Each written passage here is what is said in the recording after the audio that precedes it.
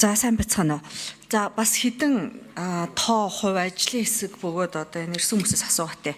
За өмнө ярьжсэн нөгөө тэтгэвэр гэдэг чинь хамгийн эрсдэл багтаа зээлдээ тооцдог. Америкаар бол нөгөө credit score гэдэг шиг тэр утгаараа нөгөө хамгийн хувь багтаа тэгээ хамгийн их нөгөө эргэн төлөлт сайтай байдаг. Манай Монгол одоо тэтгэврт гарсан хүмүүс байна. Хуучин одоо социалист үеийн гэж ярьдаг шиг айгүй ерөн зээл авах маш дурггүй, бүр болохгүй л бол зээл авдаг. Авсан бол маш хариуцлагатай төлдөг. Яг тэр үеийн төлөвлөлүүд байгаамаа. За энэ утгаараа нэг хэдийн асуугатай. Жишээлбэл одоо энэ тэтгэврийг хамгийн багаар тогтоосон тэтгэвртэй хүмүүсийн нийт тэтгэврт гаргаа хүмүүсийн хэдэн хувийг авдээ. Дунджаар тогтоолгосон хэдэн хувийг авдээ. Хамгийн өндрөөр тогтоолгосон хэдэн хувийг авдээ. Тэгээд дунджаасаа гадна голч гэдэг үлээ медиан гэдээ би нэг асуугаад байдсан шүү дээ. Голч нь хэдийг авдээ би бас тэрийг мэдчихмээр байхаа. Яг энэ дээр нэг тоотой хэлээд өгөөч. Хоёрдугаарт яг зээл авсан хувь нь одоо нийт иргэд тэтгэврийн хүмүүсээс маань хэдэн хувь нь яг зээлтэй юм бэ? Хэдэн хувь нь огт зээлгүй амьдарч чаддаг вэ? За гуравдугаарт энэ амжиргааны зардал гээд наад захын зардлууд байгаа шүү дээ, тий? Байр байшин, хоол унд, за ийм тарианы зардал.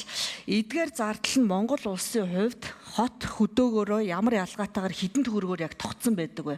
Энэ тооцоог хэлж өгөөч. За эрүүл мэндийн яамнаас хүн байгаа үл энэ чинь энэ ажлын хэсгийн дүгнэлтэн дээр жишээлбэл энэ эрүүл мэндийн даатгалын сангаас олгодог хэвтэн эмчилүүлэгчд буюу архаг өвчтөй хүмүүсийг тооны хувьд хязгаар тогтоосон гэж байна. Энэ хязгаарыг автоматар шууд тогтоочд юм уу? Тодорхой өвчлөлийн одоо шалтгаан учир дээрэс нь одоо шалгуур үзүүлэлтээр тогтоож байгаа юу? Энээс болсон эрсдэл нь юу гэж харж байгаа вэ? Энэ дээр нэг хариулт өгөөч. За тэтгэврийн дундаж хэмжээ, бага хэмжээ хувь тэтгэвэр авагчтай хувь 7 номер бачаргал дарга. За ганмаа гишүүний асуултанд хариулъя. Нийгмийн даатгалын ерөнхий газар бачаргал. За тэтгэврийн доод хэмжээ одоо мөрдөж байгаа доод хэмжээ 572,400 хувь тэнцвэр тэтгэвэр дээр байгаа. 689 мянган төгрөг бол бүрэн тэтгэврийн доод хэмжээ байгаа. За энэ хэмжээгээр тэтгэвэр авдаг хүмүүсийн хувь бол нийт 515 мянган тэтгэвэр авагчийн 59.3%-ийг эзэлж байна. 689 мянга нэг төгрөгөөс 1,499,999 төгрөг хүртэлх хэмжээний тэтгэвэр авч байгаа хүмүүсийн тоо бол 35.5%-ийг эзэлж байна. 1.5 саяас дээш тэтгэвэр авч байгаа хүмүүсийн тоо бол 5.2%-ийг тус эзэлж байгаа юм статистик байна. Баярлалаа. Нийт зээл авж байгаа тэтгэврийн зээл авж байгаа хүмүүс тэтгэвэр авагчтай. За бас голч медиан тэтгэвэр авж байгаа хүмүүсийн тоо гэж хариулах уу? 7 номер.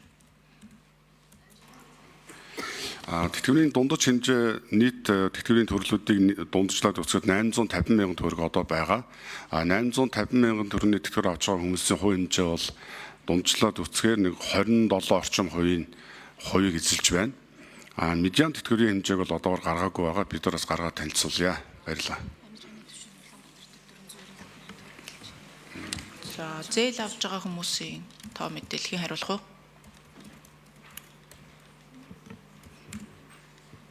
За наад чи ажиллахгүй дээ тийшээ хаан банк юм уу? Хаан банк түр 1 номерын микрофон дээр очиод хариулаач.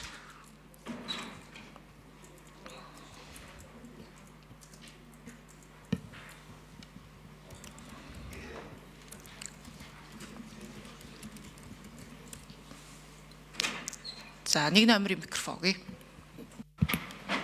За бүгдэнд нь энэ өдрийн мэндийг хүргье. Намайг инх ирээд өгдөг хаан банкнаас ярьж байна. Тэгээд надад бол нийт 312 мянган тэтгэвэр авагчийн судалгаан дээр хийсэн дата байгаа гэсэн үг. Саяны 512 гэж ахш байна. Тэгэхээр их тооны онолыг бол төлөөлчгөр хэмжээ юм байна. Хаан банкн дээр нийт 312 мянган тэтгэвэр авагч байгаагаас 60% нь буюу 186 мянган тэтгэвэр авагч зээлтэй гэж байгаа. Тэгээд саяны 312 мянга дээр бидний одоо байгаа судалгааны бракетийг харах юм бол түрүүний хэлсэн 189 мянгаас доош тэтгэвэр авагч нь нийт тэтгэвэр авагчийн 50% дээр байдаг гэсэн үг. Тэгээд манай бракет нь 189-с 1 сая дээр 16% байна. 1 саяас 2 саяын хооронд тэтгэвэр авдаг хүний тоо 28% дээргээд тэгэхээр 2 саяас дээш тэтгэвэр авдаг ийм тэтгэвэр авагчийн тоо нийт тэтгэвэр авдаг хүнийхээ 6% дээр байгаа гэсэн. Тэгэхээр төрөний хэлснээр Бочарга даргын хэлснээр мин биш юм.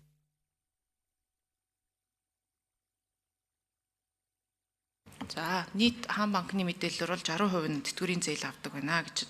Хот хөдөөгийн энэ амжиргааны үнийн ялгаа дээр судалгаа статистикийнхан байхгүй болохоор хариулах хүн байна уу?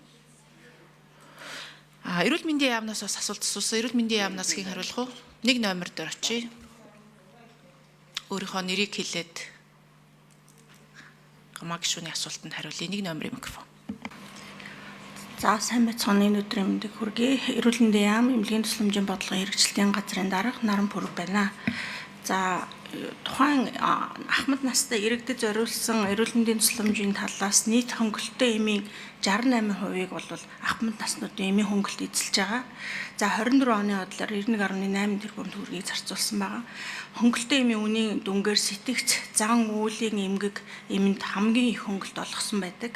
За мөн даралт ихсэлт болон бусад эмүүдийг бол энэ хөнгөлөлтөө эмд байгаа. За нийт 2024 оны байдлаар эрүүл мэндийн даатгалын хамрагдалтанд дунджаар 93.4%, нийт даатгуулагчийн 68.6%-ийг бол төр шинтгэлийг нь хариуцах иргэд байгаа. За 22-оос 24 он хүртэл ахмад насны тусламжийн лавлгаа шатлал болоод эмийн хөнгөлөлт, анхар шатны тусламж үйлчилгээнд зэрэг бүх тусламжууд дээр мөнгөн дүнгээр болон туслам 1 номер нэмж хариулъя. Иргэдийн тоо бол нэмэгдээд нийт дүнгээр бол одоо нэмэгдсэн дүнтэй байгаа.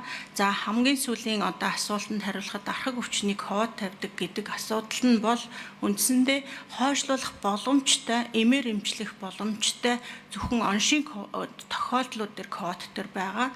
Өөрөөр хэлбэл хяналтанд явах боломжтой тохиолдлуудыг бол мөнгөн дүнгээр одоо тухайн эмнэлгийн нийт төсвөөс хасагдсан зардлаар хасагдж байгаа.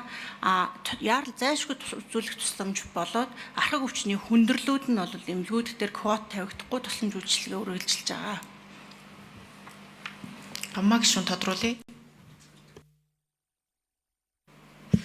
За 2 юмн дээр тодруулъя. Энэ амжиргааны зардлыг би асуугаад заавал хот хөдөө байх хэрэггүй. Зүгээр Монгол улсын хувьд амжиргааны зардал наад захын одоо хэлсэн шүү дээ, байр байшин, хоол унд, эм тариа энэний зардлын нэг тоо статистик байдаг байлгүй дээ. Тэрийг нэг авчидах уу? Энэ тэтгэвртэй зээлтэй холбоотой асуугаад байна шүү дээ. Хоёрдугаарт энэ эрүүл мэндийн яамны хариултыг би сайн бүтэн ойлгосонгүй. Би асуулт нь юм байсан шүү дээ. Архаг өвчний одоо тооны хязгаарыг тавьж гинэ гэж ажлын хэсэг дээр ороод ирлээ шүү дээ. Эрүүл мэндийн тусламж үйлчилгээнд дээр.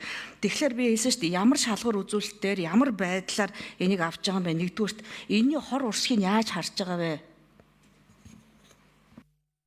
За амжиргааны зардлаар 5 номерын микрофон өгье. Гэр бүл хөдөлмөр нийгмийн хамгааллын яамнаас 90 цаанд байна. За үндэсний статистикийн хорооноос бол жил болгон амжиргааны доод түвшин бол бүсээр баталдаг байгаа. Тэгээ 25 оны 1-р сард баталсан үнэлгээгээр бол баруун бүс 490 мянга, хангаан бүс 488,900, төвийн бүс 483,000, зүүн бүс 482,900, харин Улаанбаатар хот бол 495,400 төгрөгийн амжиргааны доод түвшинг бол түвшинтэй байна. Энэ нь бол нөгөө тэтгэврийн доод хэмжээнээс хамаагүй доогуур үзүүлэлттэй байгаа. За эрүүл мэндийн яам 1 номерын микрофон. Үйлдвэрлэлийн тухайд болохоор архаг өвчин маань өөрөө тасралтгүйгээр эмчлүүлэх шаардлагатай бөгөөд нэг удаагийн эрүүл мэндийн тусламжаар одоо эмчлэгдэхдээ цочмогоор хүндэрсэн эсвэл зайлшгүй шаардлагатай тохиолдлууд эмчлэгдэж байгаа. Тэр нь бол энэ шалгуурт орох байгаа. Шалгуур дээр архаг өвчин маань тасралтгүй гэрээрээ өдөр тутамдаа эмээ уух буюу хянагдах тохиолдлын аншийн бүлгээрээ бол одоо архаг өвчин тооцогдож байгаа гэсэн. Гамаа гишүүн тодруулъя. За ахаал энэ хоёр дээр. За энэ амжиргааны зардлын одоо ингээд тоо 492 мянган энэ төрхөөс илүүтэйгээр би одоо ийм амьдралд хэрэгтэй тоо асуугаад байгаа байхгүй. Зүгээр мөнгөн дүн гэхээсээ илүүтэй одоо энэ амжиргаанд энэ хүрхүү байр байшин хоолунд эм тариа ингээ наад захын амжиргааны зардал гэж нэг юм байдаг шүү дээ. Эцээ эцэд одоо манай энэ тэтгэврийг сая энэ гадаа сууж ирсэн хүмүүс төлөөллүүд эдний ярьж байгаа гол асуудал нь эндээ байгаа байгаа даахгүй те тоондоо биш хүнээ бодоод энэ дээр нэг яг амьдралтай тоон дээр эн чинь яг амжиргаанда жишээлбэл хоолнд хэдэн хувь зарцуулагддаг, байранда хэдэн хувьд ийм эмчилгээндээ хэдэн хувь зарцуулагдаад энэ хүн энэ мөнгөөрөө ингэж амьдрах боломжтой байна гэсэн нэг тийм маш яг ийм форматаар нэг хариулт авчмаар байна. Архаг өвчин дээр яг адилхан эрүүл мэнд гэдэг чинь эрүүл мэндийн архаг өвчлийг ярьж байхдаа хүнээ ярмаар байгаа байхгүй. Энэ хүмүүс чинь архаг